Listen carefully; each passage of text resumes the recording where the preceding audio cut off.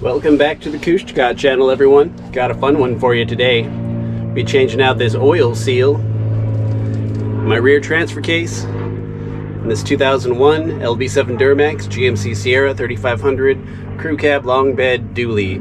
But this piece will be pretty universal for all these old Chevy trucks. I'll go ahead and put the part number down into the description.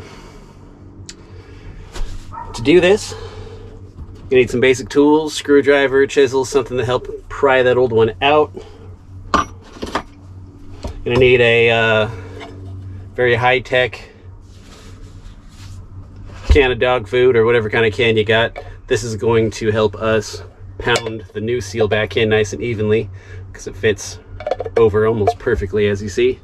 And we'll just tap the back of this to get that new seal in there, seated nice and flat. We'll need some kind of fluid. Use transmission fluid if you want to.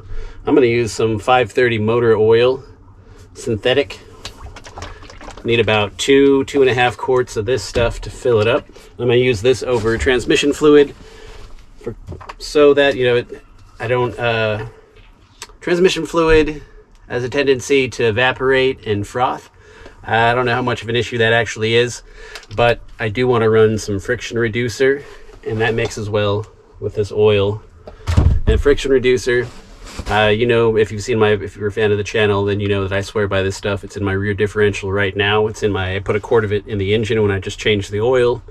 It helps that rear diff run astronomically cooler. I have a video that you can check out.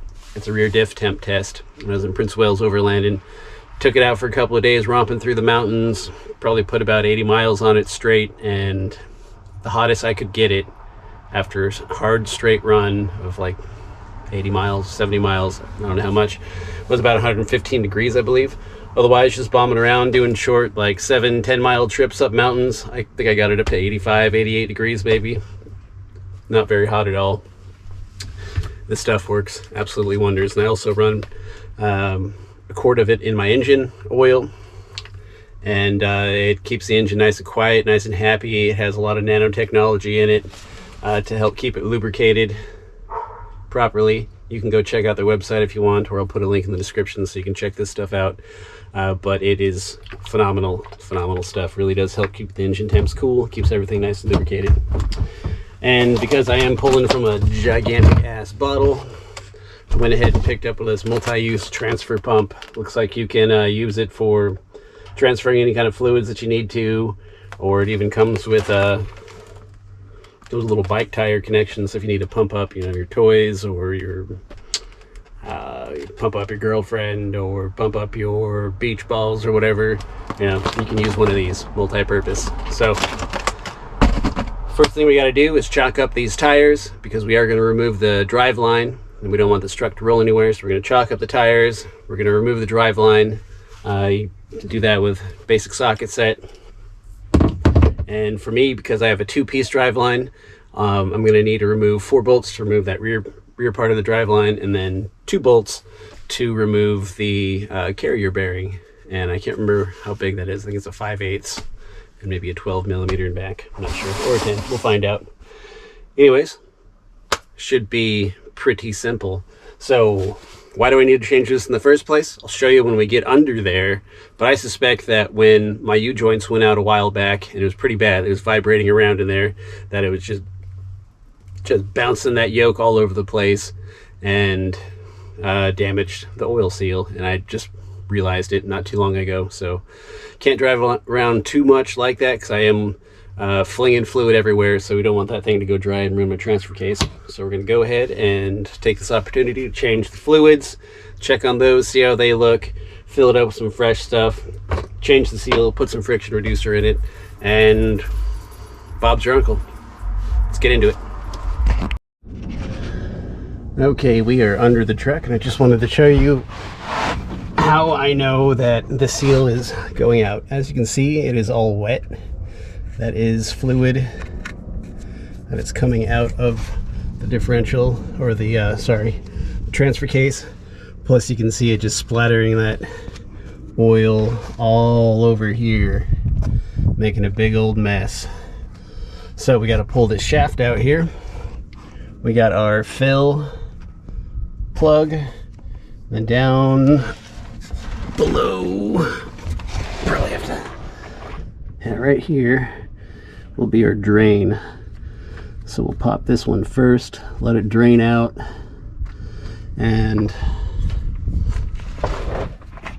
this will be our fill.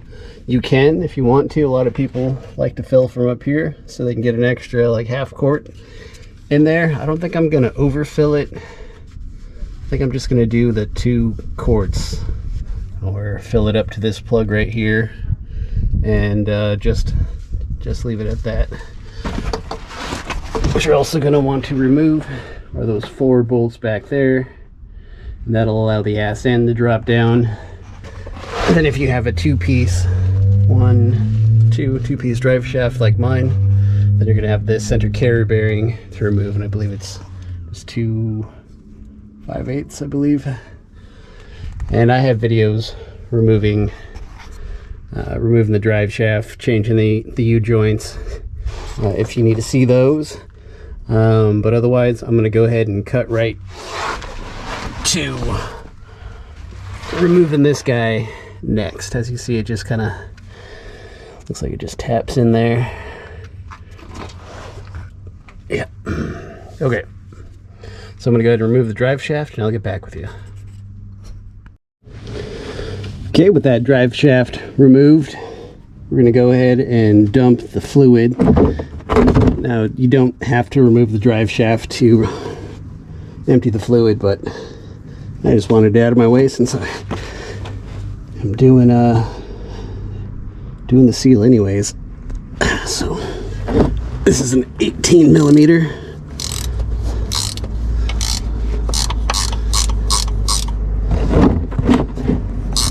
Let's see, there should be about 2 quarts of fluid in there. Let's see how much we got left. Let's see what it looks like too.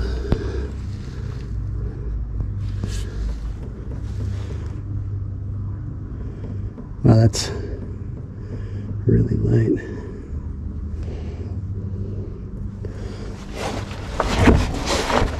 Let's see if I can get out of the way.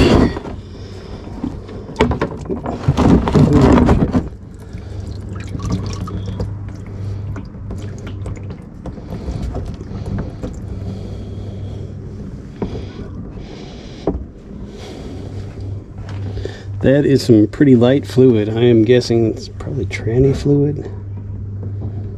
It's pretty dirty.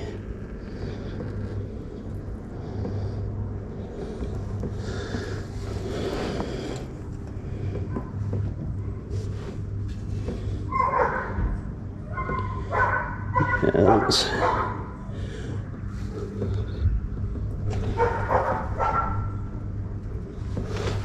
This feels like water.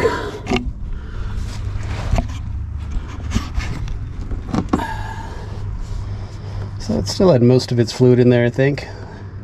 Might have been down a couple of quarts, but you can just see how light this is. Not a whole lot of viscosity in there. So I'm gonna go ahead and give this a few minutes just to trickle out. I did take this truck out for a little rip to go get some more fluids and that pump and stuff, so I got it nice and warm. So this fluid should drain pretty good. So I'm gonna let that drain for a few minutes. We'll be back. All right, these seals should just tap right out. So I have a variety of tools over here I'm gonna try. I got my hammer, wish I had a little bit smaller one. I got a little chisel, a screwdriver, and a punch. Essentially all I'm going to do is I'm going to figure out which one fits best, get it behind that lip, and tap it out this way. Go ahead and set you down and start working on that here. Let's see which method works best. Let's start with the punch.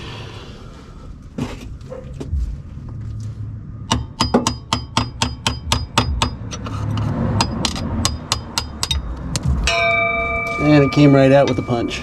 So I'm gonna go ahead, get that other new seal here and get that popped in. Just giving it a visual to see. I mean, it doesn't look all hammered, but it was leaking, and this rubber does feel a little soft, so I'm sure it's older than dirt. All right, we'll go ahead and get this one out of the way, and we'll get the other one tapped into place.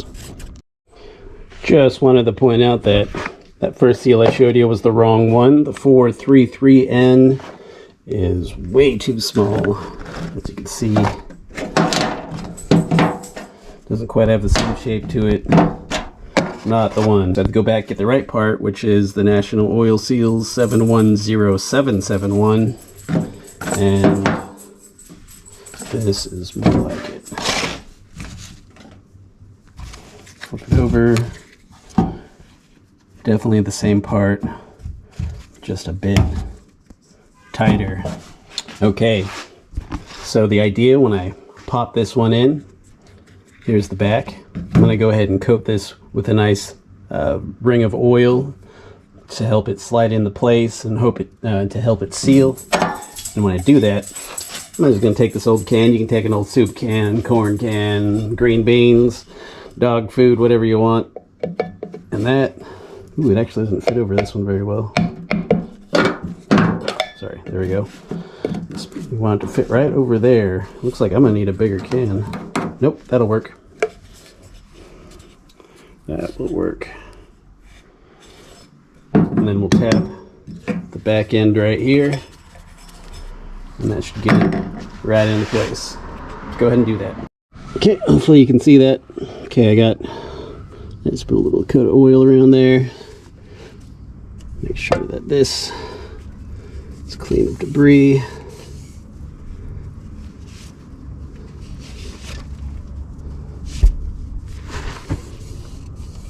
Okay, we're just gonna pop this one back on. A few light taps.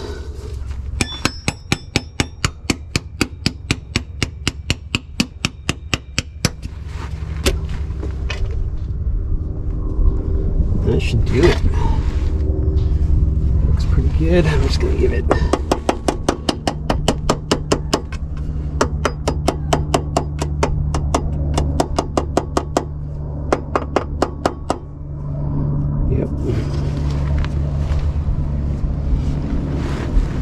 Alright. Let's get it back on. That's it. That's how you change out that seal. Just go ahead and give it a nice little visual. Make sure it's on all the way. Now really all you got to do is just slip your shaft back on there and bolt it back up and it's good to go. But now I gotta fill this back up with transfer case fluid. It's going to take about 2 quarts, and because I'm using friction reducer, that's about 1 ounce per quart, so we'll do 2 ounces of that and about 2 quarts in here. So I'll go ahead and get that prepped up. All right, so why use 5W30 motor oil, synthetic motor oil, over transmission fluid in the transfer case? There is a couple of reasons you can weigh. I don't think either one is wrong. You can use transmission fluid, works just fine. You can use motor oil. The main difference between the two is the motor oil is going to be a little bit quieter. The synthetic motor oil is going to move. It's going to be a little bit quieter, and it doesn't evaporate or foam like transmission fluid does. But I mean, really, I don't think it foams or evaporates at a high enough rate to really be worried about, especially if you're one of those individuals that changes their transfer case fluid every 20,000 miles like you should. I do not. This is my first time changing the fluid in the 3 years that I've owned the vehicle, as it's well past due. But like I was saying before, I wanted to use some of this friction reducer. Just go over some of the finer points on it. Restores loss compression, reduces lifter noise and valve noise. You don't have to really worry about that in the transfer case. It does make the engine a lot more quiet though, and just makes the engine hum. So I imagine the transfer case will be quieted down a bit too. Reduces engine wear, reduces oil operating temperature. That is a big one that I noticed in the diff back there. It's just always runs cool to the touch no matter how hard I run it, and that's a big reason why I want to run this, is just to keep those temps low, especially when under load. Increase fuel economy, we'll see, if that happens in the transfer case.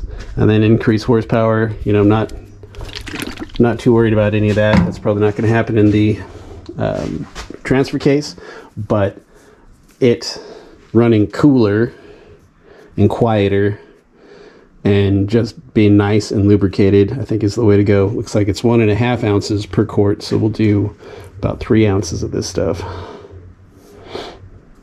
Use engine oil, power steering, hydraulic systems, and differentials. Actually, I haven't used it in power steering yet. You can use it in a manual transmission as well. So anywho, I think I'm going to try to pour that directly into here, and then I'll siphon this stuff out. Let's go ahead and get under there. Alright, this multi-use transfer pump, W1145, is pretty easy and self-explanatory. Setup, super easy. You got these two little connectors right here. The tubes literally just push in, and then you throw that cap right on there to cinch it down. Do that to both sides. One end sucks, the other end pumps. So we'll drop one end into our jug and we'll start pumping it. Yeah, should be interesting. All right, we're gonna go ahead and do that. Okay, so here's our fill plug right here.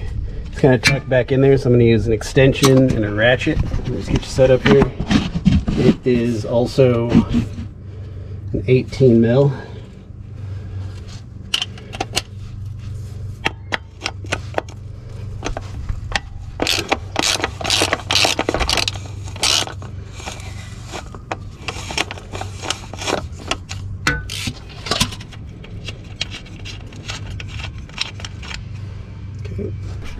And I think I'm just going to siphon straight from here, take out 3 ounces.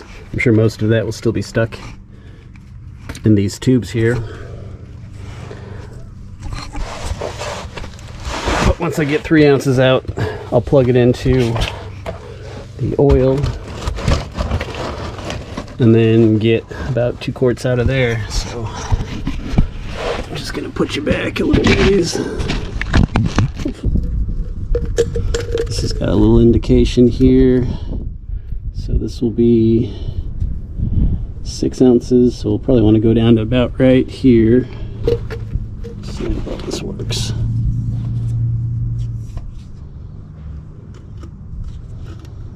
Yep, it's going to be about 6 ounces there, or 3 ounces, sorry. So pull from this, throw that in there, close that up, and try to get 2 quarts out. Well, it's not an exact science, but it's going to do something.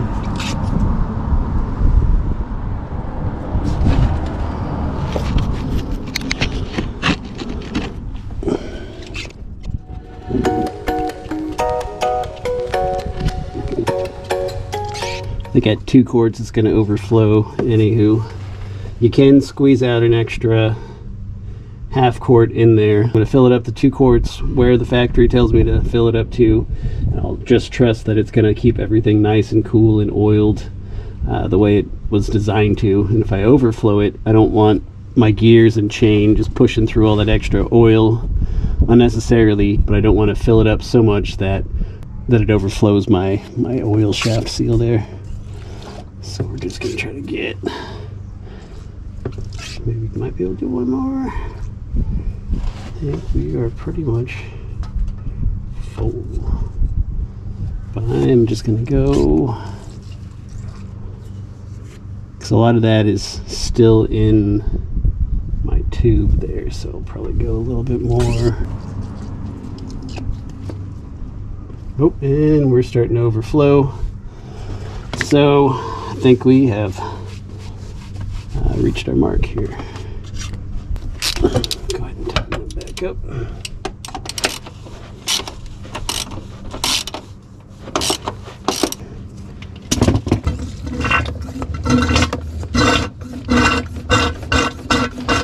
So now I just got to put the drive shaft back in.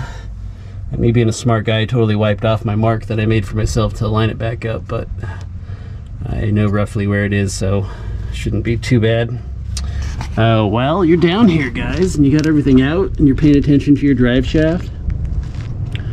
Why not just give your U-joints an inspection and go ahead and grease them up while you're thinking about it and while you got it out, and you know, while you're down here anyways, might as well throw some grease in those U-joints. Replace ones that are bad. All mine are relatively new, they just haven't been greased in, you know, about 6 months, so go ahead and do that. And I'm gonna go ahead and put everything back together after I get that greased and see how it does. Okay, I just took it for a drive and looks like everything's holding, it's not leaking, and doesn't look like we're leaking anything out of our transfer case, so we're doing pretty good there. Give the old feel. Yeah, it's pretty cool. Kind of warm, but I mean pretty cool though for taking it out for a few miles, so that's good. So I'm gonna keep monitoring that, see how that goes. Okay, that worked out pretty good. So that's how you change the transfer case output shaft seal and also change the fluid in your transfer case. So pretty straightforward, pretty easy. Just don't miss any steps. Make sure you get the right parts and you'll be in good shape. Keep track. This is my first time putting 530 or 5W30 oil and friction reducer into a transfer case, so if you're interested in that, you want to see what the results are long term, if I've had a difference on my fuel mileage or what have you, go ahead and comment down below, and you know, as I drive this thing and as you guys are asking questions, I'll answer it best I can based on the experience that I'm having. Right off the bat, sound difference, didn't really notice anything. It's, you know, big diesel truck, so didn't notice anything. I just took it out for a couple mile drive, so I haven't noticed anything on fuel mileage as of right now, but you know, this is only the beginning. So with that said, I'm going to go ahead and put a link to another one of the maintenance videos on the LB7 PEG, the Alaskan Overland rig, and we'll go ahead and see you on the next one, and have a good day.